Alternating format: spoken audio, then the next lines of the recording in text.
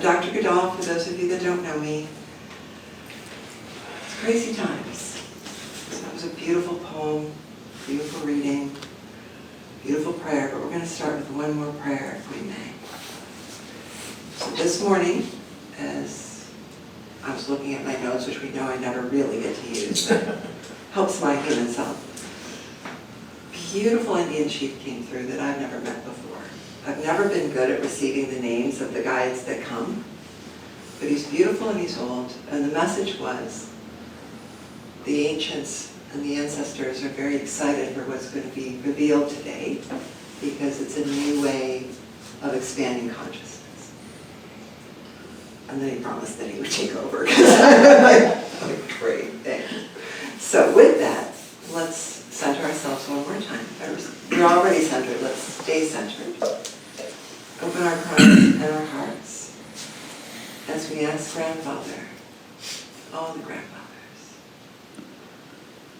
and grandmother, to protect all 8 corners as we sit in this sacred circle in this sacred hoop today. And that each corner be blessed as whatever is delivered here today expands our hearts, our consciousness, and it can change throughout the world everyone we touch, and that we are always in the protection of you, grandfather, and you, grandmother, because we are here to honor you in the oneness of all things. So did everybody know that aho and so it is mean the same thing? Mm-hmm. So we don't need that, right? I've discovered that not everybody does, so now I've shared that. So what are we going to do today? What is moral injury? Actually, I'm going to sidestep. This was given to me this week. That's a prayer shawl from Kathmandu. I was blessed by the Buddhist monks in Kathmandu. These are prayer beads from Jordan, also brought to me this week. And on this table are things from India, South Africa, and the natives from this country. I'm pointing that out because that's what this talk is about. I love it when science finally scratches the surface of something like that, and we get so excited because see, we knew that. We knew that. And science is coming at this oneness from a place called moral injury. So what I want to do is I want to read the official definition. Let's talk about moral injury, and then we're going to swing it back to, what makes our hearts sing, right? So let's do a little data for a moment. So the official definition is, moral injury is a deep and profound assault on what you are as a human being, an injury that ravages our minds and our souls. It's psychological distress experienced in response to perpetrating, observing, or being unable to prevent acts that really transgress our deeply held moral standards. It goes against our morality, goes against our moral standards, and ends up becoming extremely emotional for us. So let's think about that. So the psychological science and the beginnings of neuroscience are talking about what happens when we observe something we can't control that is atrocious to our being. It could be somebody hungry. It could be images from Ukraine, right? It could be, if anybody was in the healthcare field in hospitals during the first year of COVID, the inability to save people, or knowingly giving people treatments that you know are going to take their life. People in war. These are the big things. It creates a hole in our soul. And this one I've been experiencing for a while, but definitely the last couple of weeks. Taking care of the elderly and dealing with the system. Right? And seeing their pain and misery and trying to help and you can't do anything. So these types of experiences, whether we're actively perpetrating, like I worked with a vet from Afghanistan, and he said, I don't look people in the eyes. I don't look them in the eye because they're going to see what I've done. And that's the obvious. But what about the smaller things? Bullying in school when we were kids, and we knew it was bad, but we're not going to step in. Those types of things build up in us, especially I would say the last couple of years, and create a sense of guilt the sense of shame, and the sense of betrayal. Any combination of those, one of those. So if you've ever taken care of the elderly, you're always feeling guilty. Like, right? Yeah. It never feels like it's enough, because you can't really take away the suffering. Or somebody terminally ill, or in war, again during COVID. People losing their homes, people losing their lives, everybody, the helplessness we all felt. Prior to that, the different political experiences. So all of us are touched by that. And what does that mean? Well, it's evidence that we are all of one. Because if something is happening to Barbara, and I can't stop it, or let's say I could have stopped it and then somehow I couldn't and I didn't, the guilt, the shame, the betrayal of the system weaves through my psyche. And it feeds my identity. It feeds a helplessness in our identities. It feels that I'm not a good person in our identities. But what we haven't recognized is that it's evidence that what happened to Barbara happens to me. What happens to my mother happens to me. What happens to your mother happens to you. What happens to the children in Ukraine happened to us. So the word moral injury is so potent and valuable for us to recognize so that we don't allow it to weave into our psyche as guilt, shame, and betrayal. Rather, once we name it and understand it, it's a potentiality for our expansion. It's a heavy topic, but an absolutely necessary one. But before I move forward, let's take a moment and think about, I know that you already have, a moment where you can now name an experience as moral injury. It can be very old, it can be relatively new. Let's all go there for a moment.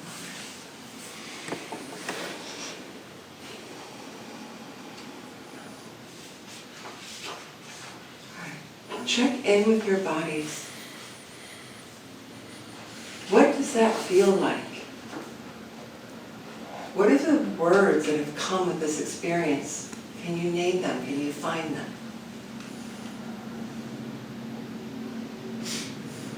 And notice what happens in your bodily experience, and those of you on Zoom as well. And when you're ready, you can open your eyes.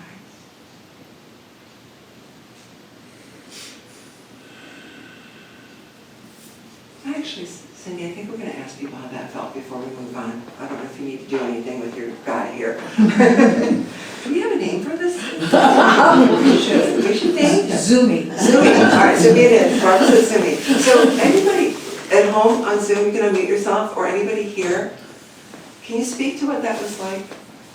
Either share the memory if you feel you want to do that, or at least what it felt like. Unease. What was? Unease. Unease. Sadness and nausea. Okay. Sadness and nausea. Unease. Shame. Shame. Yeah, I can feel that. Regret. Regret. Anybody else? Contraction, Yeah. just a contract, Contracting. Okay. shrinking.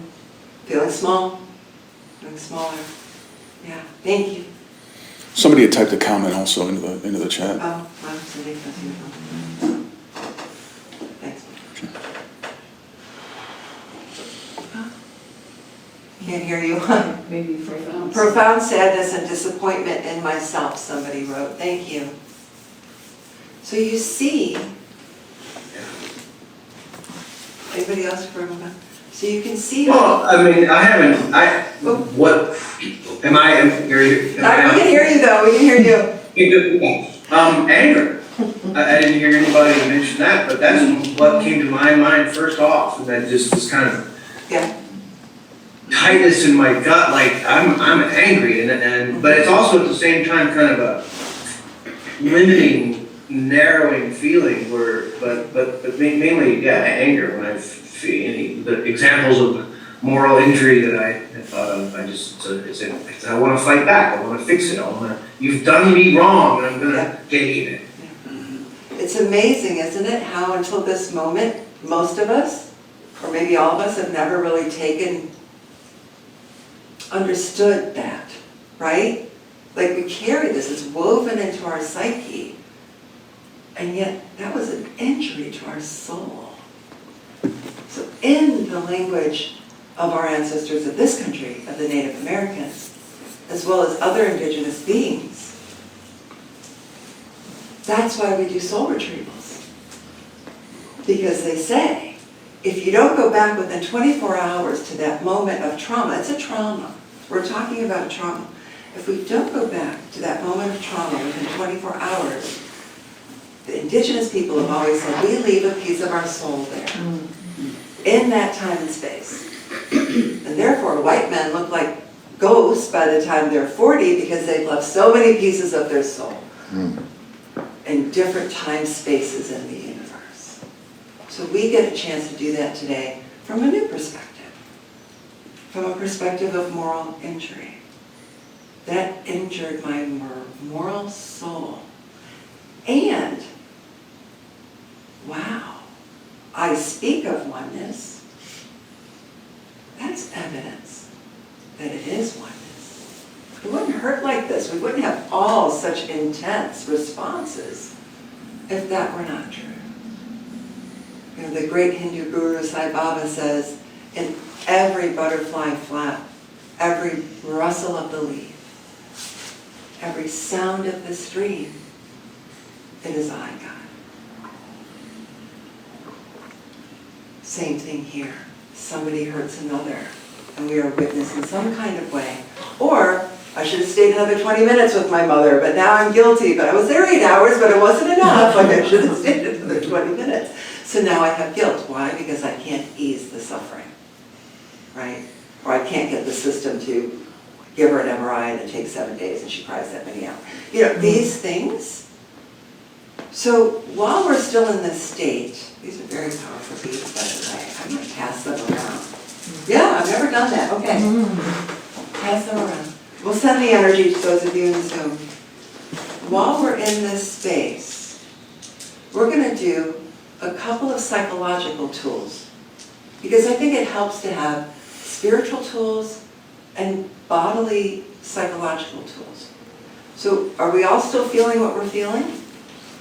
All right. You're going to take your right hand. You're going to, I just did that backwards. You're going to take your right hand and you're going to put it under your left armpit. You're going to take your left hand and put it on your right shoulder. And you're just going to breathe.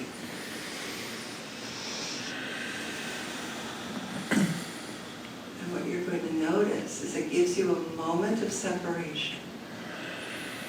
The container closes for just a moment to refuel the soul. Doesn't that feel good? Simple. Now we're going to give you one more. You're going to take your right hand on your forehead, left hand on your belly, and then just wait. Wait for it.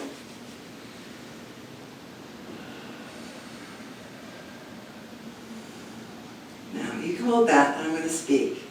So Peter Levine is the one who shared this and taught this.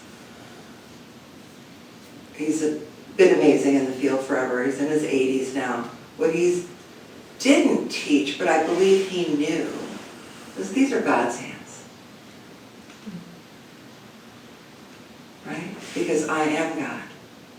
And when I hold my third eye in the very core of my belly, and we've been taught and directed that this will bring in a breath centeredness and quiet. These are God's hands. And these hands are saying, be still, my child. I've got you. Whenever you're ready, you can release. But did you notice that? Be still, my child, I've got you. So the psychologists are teaching this as quieting the container, and it is. The higher level piece is, God I am, be still my child. So in that moment of separation from the oneness where we get to be within our own container, we can fill up that hole in the soul. especially when we understand that we do it with consciousness, right? So when we do this with the consciousness of, I've had moral injury, I'm going to take a moment and be my oneness with God and heal this, then I can step forward in understanding what happened. Think about, I don't know anybody that didn't feel injured by the vaccine war.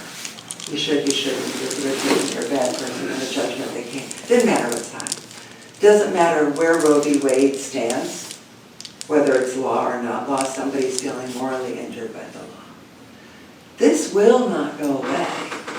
What will happen here today, for the first time in the spiritual community, is the understanding that there is moral injury. It's evidence of our oneness. It will always happen, and what can we do and who are we? We first be still in the knowing and refill our soul, because we understand that everything is for us. We are all relation. We may be moved to help. We may be unable to help. People may throw judgment at us. Doesn't matter what side you're on, you're going to be wrong one day. Right? Politically wrong, football wrong, whatever. Wrong school, wrong shaped nose, you're going to be wrong. And all of that creates this moral injury. And we get to remember that it's not all us. Once we fully feel the oneness that we're carrying, then we also have to fall into trust. If it was designed for us to always be able to make a difference, we wouldn't be living in this. It would look very different, wouldn't it?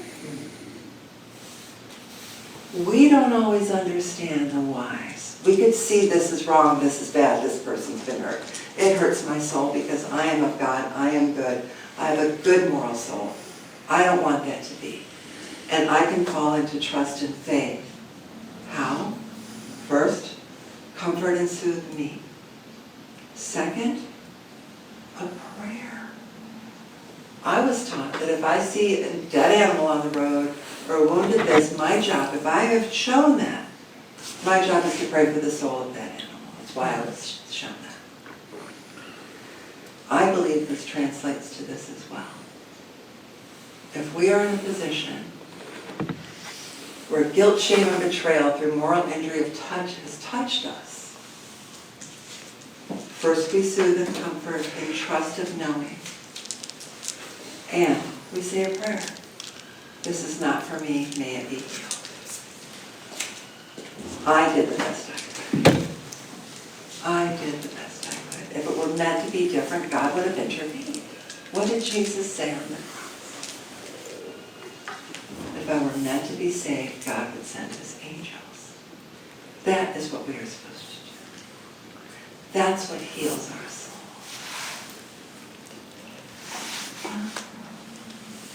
That's what does it.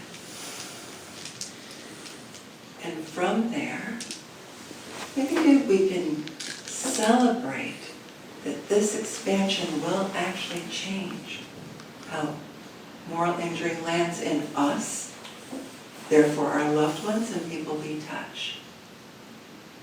When we carry that woven through our psyche, ain't it awful, guilt, shame, and betrayal, we're perpetuating that everywhere. As we stand in the oneness of it, in the trust of it, in the love of, even in these worst situations, there's something I don't understand. I wanted to help my mother more, but there was nothing I could do other than what I did, for example. Vaccine, no vaccine, whatever, Roe v. Wade, all of these big things that have jarred our souls.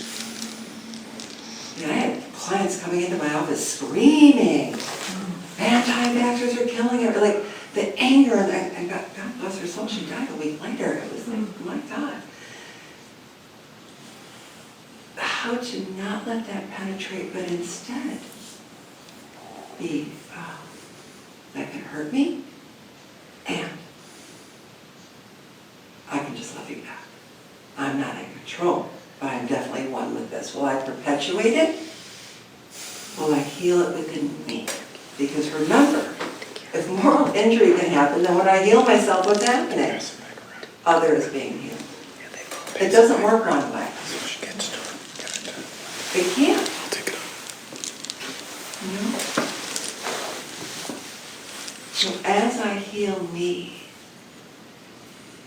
all of you get to heal. As you heal you, I get to heal.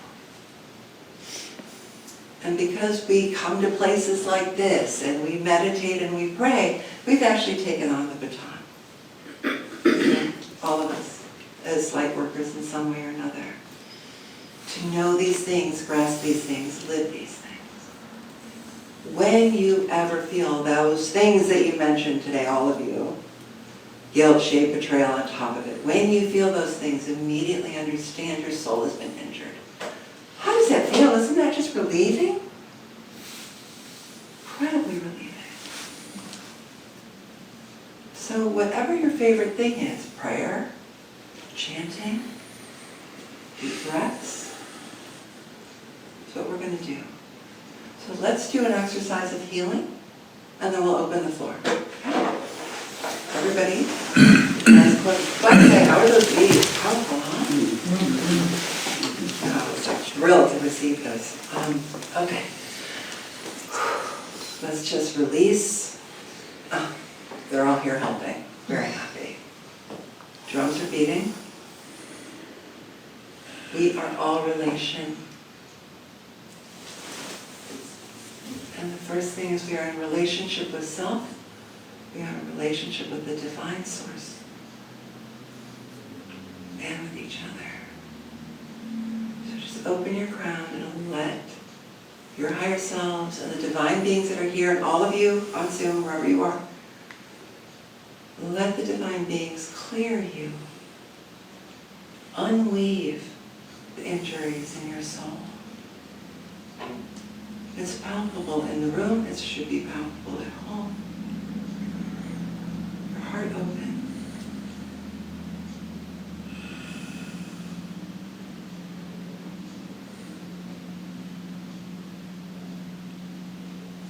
And know all is well. This is a gift today for all of us. Feel now in your body a swell of white light. It works a little bit like a shower would, you know? Releasing, washing, all of these little jagged, they look like sharp little mirror pieces, you know, like a broken mirror, all leaving your being, your energy field, just being released. A swell of beautiful divine white light. The Sufi mystics say we love the nightingale because the nightingale knows all the stories of the injuries. And the nightingale can sing it away. So this white light is like the nightingale.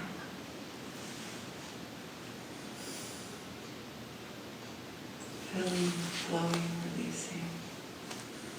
You're going to feel your hearts. Everybody. Just open up and swell with love. Because what is injurious to us is also filled with love. Can't have one without the other. All of life is yin-yang. There's night and there's daylight. We get to carry the daylight, even in the darkest times.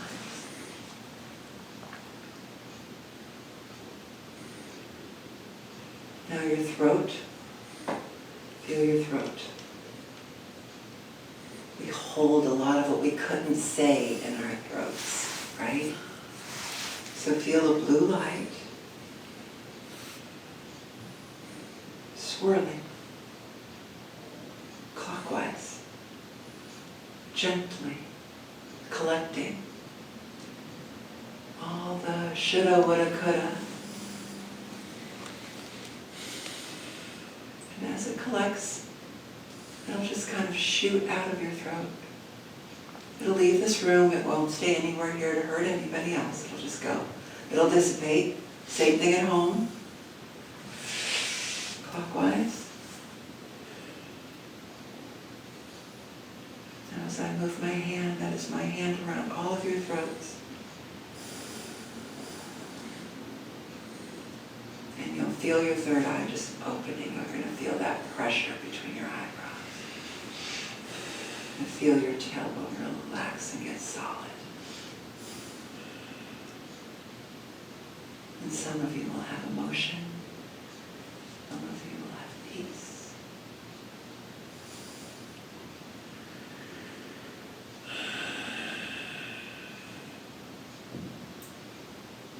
Aham Brahmasmi. Aham Brahmasmi. Aham. I am God in Sanskrit. When you're ready, very slowly.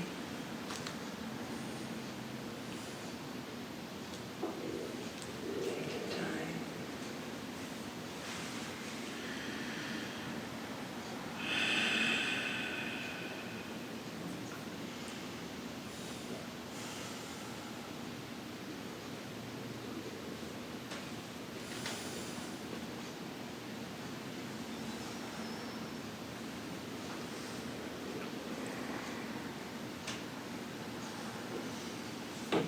If anybody's able to speak, I'd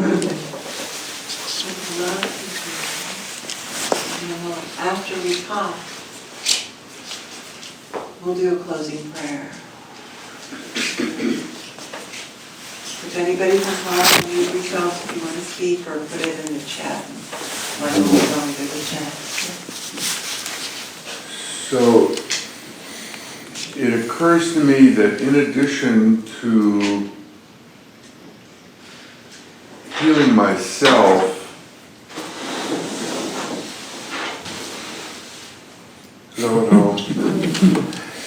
so it occurs to me that in addition to healing myself with this awareness,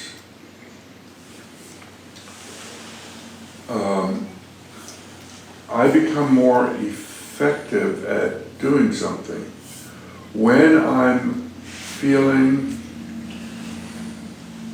the impact of the moral injury and disempowered. So beautifully said, yes. I am weak and impotent. When I release that, when I let it go,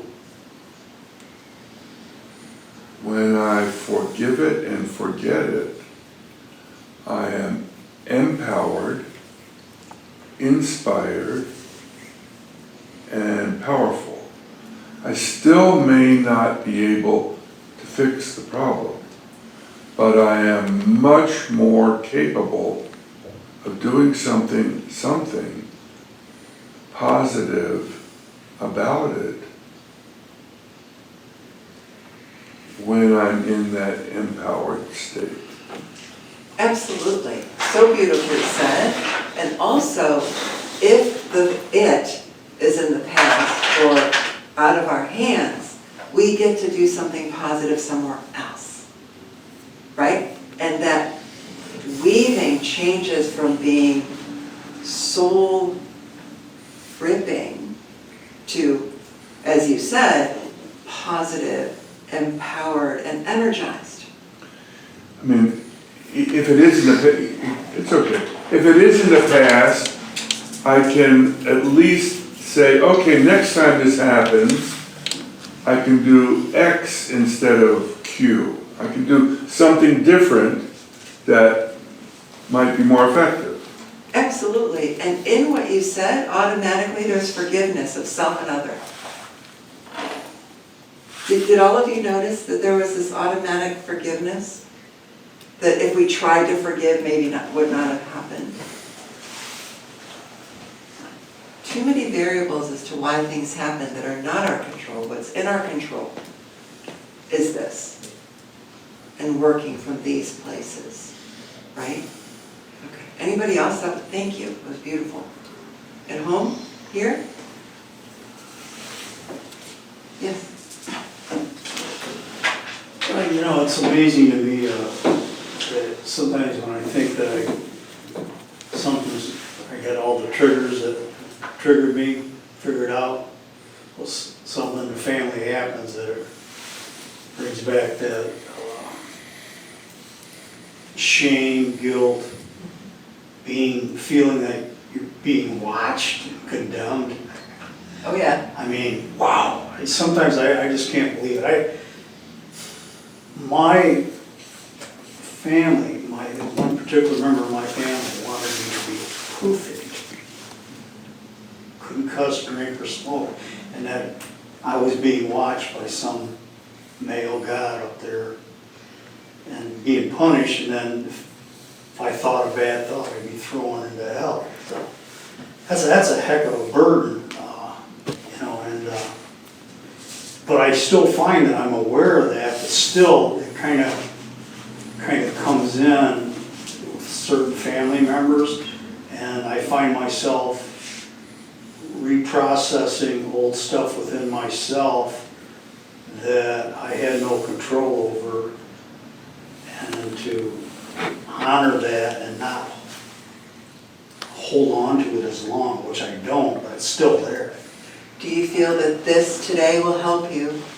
Yeah, because it's something I've been going through, and also to be angry with it. You know, angry at, you know, because the members of my family remind me of my whole family, Sure. and the judgment. I mean, sometimes I just can't. I go into this one particular family member's house, and the judgment that this person does to her daughter, just it's crazy. And you know, and it goes beyond. But anyways, yeah. But that's one of the perfect definitions of moral injury, right? Not seeing something being perpetrated and unable to stop it, which is why you get When so you're angry. younger. Yes. Yeah. Or even maybe now, you can't tell that person what to do with their child. They may or may not listen to you. No, so she's perfect. so this exercise can help you. You get to be angry. You absolutely get to be angry. It's the holding the anger that weaves into our psyche and hurts us. So angry that was injured my soul. And I'm filling that with light. Because it doesn't have to continue to injure us.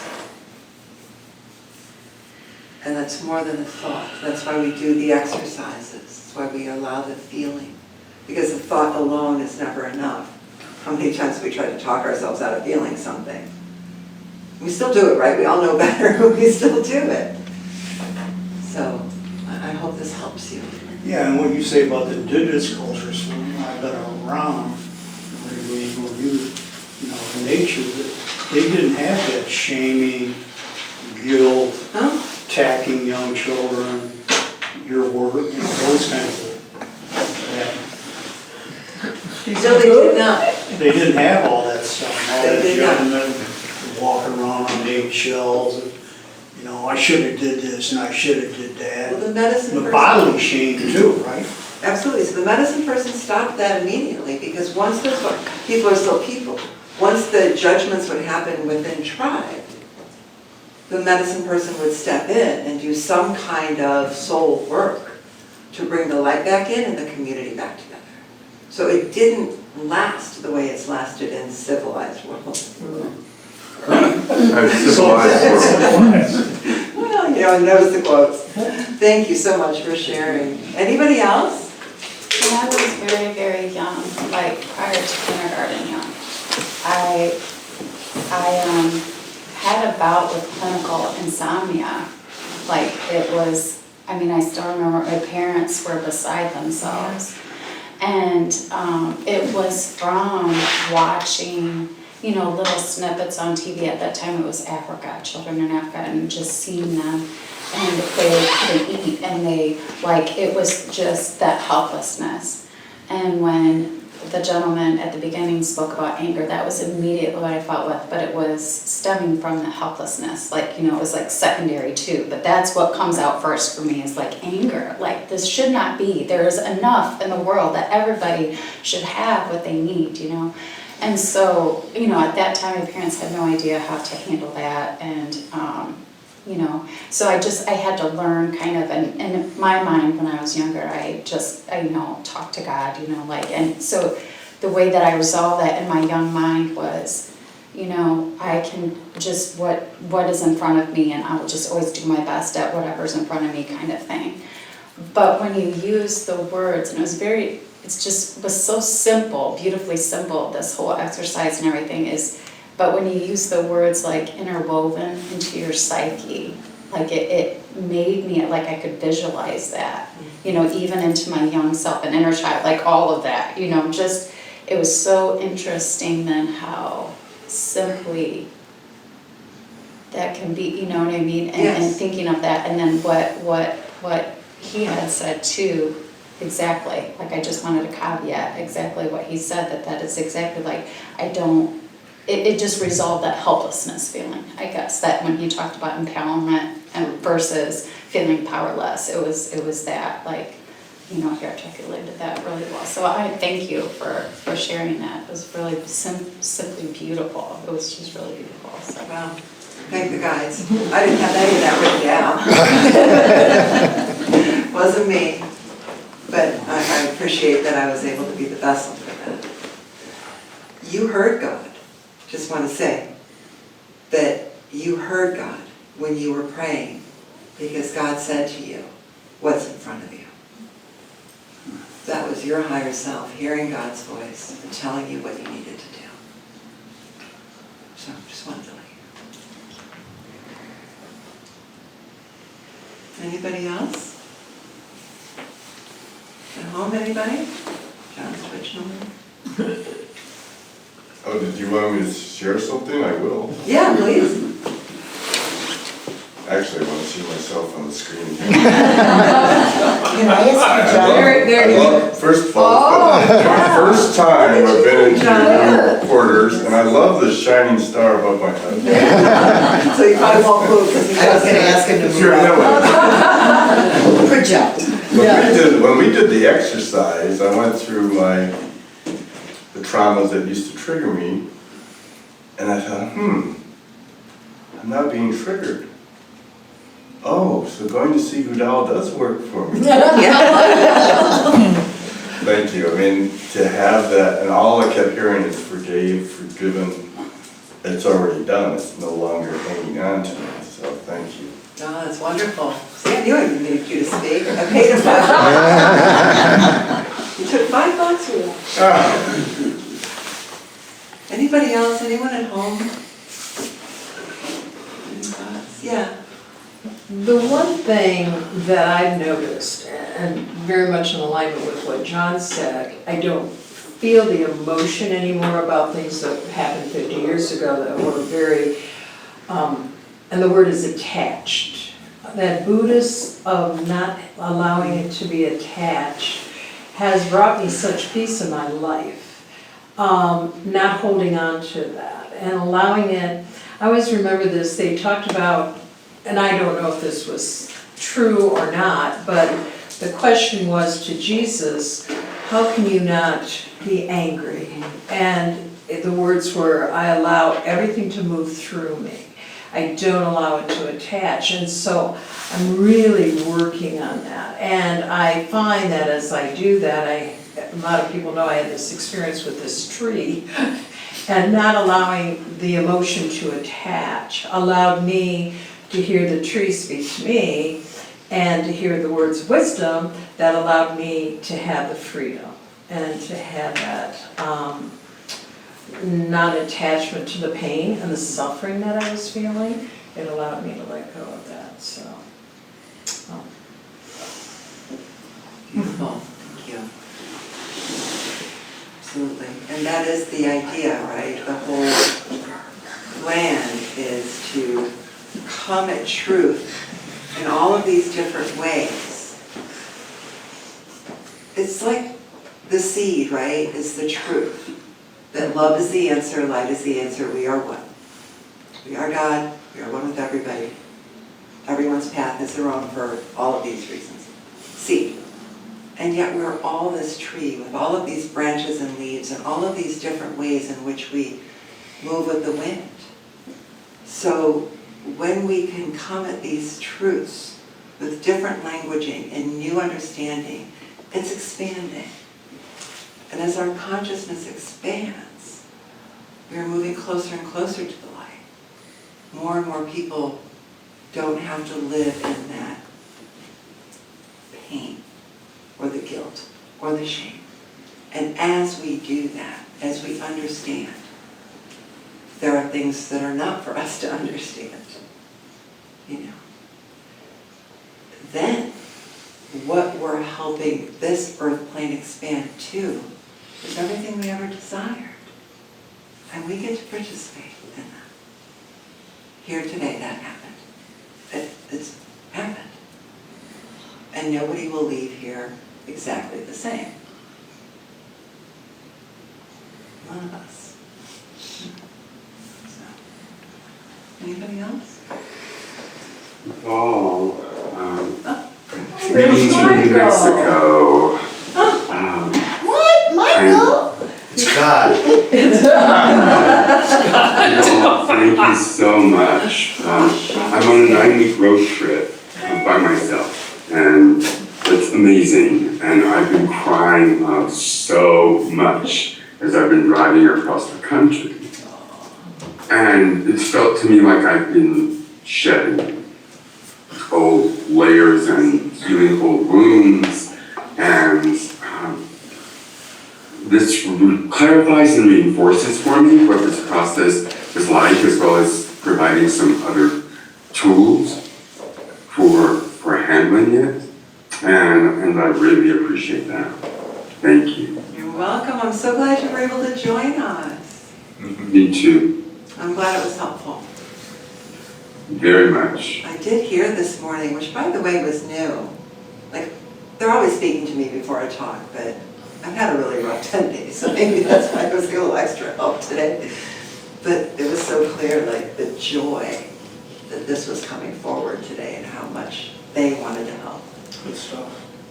You know, so I'm happy to be the instrument. I love it when I make notes and I don't use them, although I did use the definition. You are our medicine woman today, very much, yes. Thank you, Guldal. Thank you.